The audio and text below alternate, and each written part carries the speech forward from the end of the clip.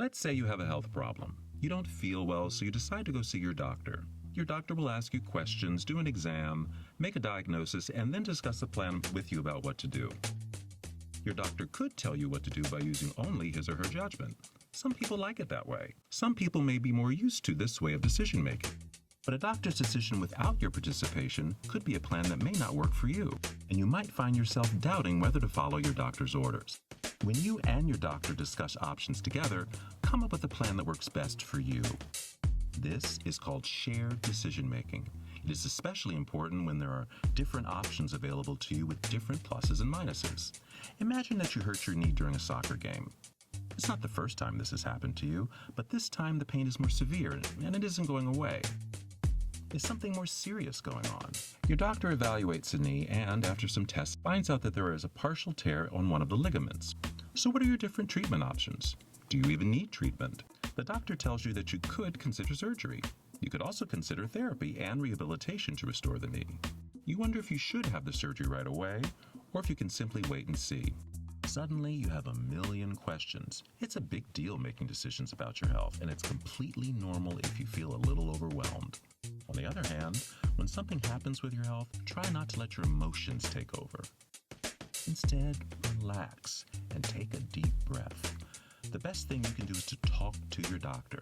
Ask about the different possibilities and share your concerns. Easy, right? Shared decision-making enables you and your doctor to come up with a plan that is best for you.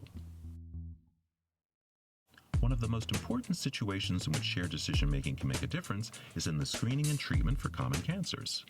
Cancer screenings are tests that detect cancer before symptoms appear, when the cancer can be more successfully treated. Cancer of the colon or rectum, known together as colorectal cancer, is one of the top 4 cancers affecting both men and women. The colon and rectum are the end part of the digestive tract in the human body. Screening for colorectal cancer is strongly recommended by expert medical and public health organizations for men and women. Screening should start at age 50 and even earlier for some people with risk factors, such as having a parent, child, or sibling who has had colon cancer. In addition to finding small cancers at early stages, screening for colorectal cancer can actually prevent cancer by finding and removing small growths called polyps before they even become cancerous. Every test and procedure has its own unique risks and benefits. Risks are the uncertain or potential negative results that could come from having a screening or treatment, like possible side effects or anxiety.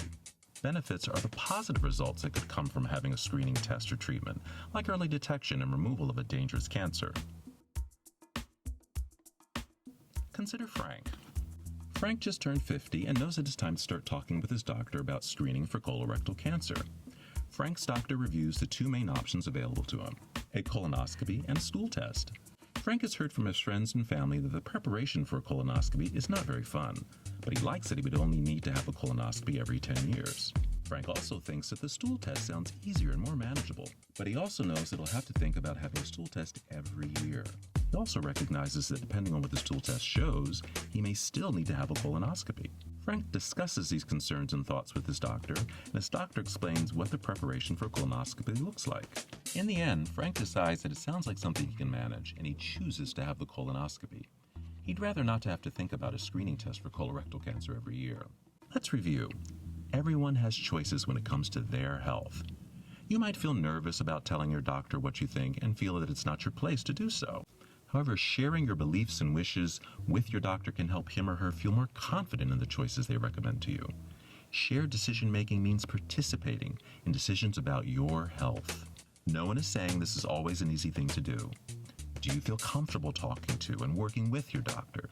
Do you feel ready to share your thoughts and concerns? Still not sure? Here are some tips to think about when you're preparing for your next appointment. Number 1, ask yourself why. Why are you seeing the doctor? Decide what you want to get out of your visit. Understand exactly why you're visiting with your doctor. Number 2, prepare your own notes. Write down what you want to say to your doctor and any questions you'd like to ask. Make a list of your symptoms and how they affect your daily life.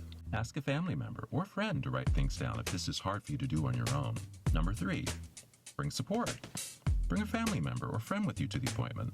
They can talk about what you want to share or take notes so you remember what your doctor says. Number 4, ask 3 questions. If your doctor suggests a treatment or treatment options, try to make sure you get answers to the 3 key questions. Number 1, what are my options? Number 2, what are the pros and cons of each option available to me?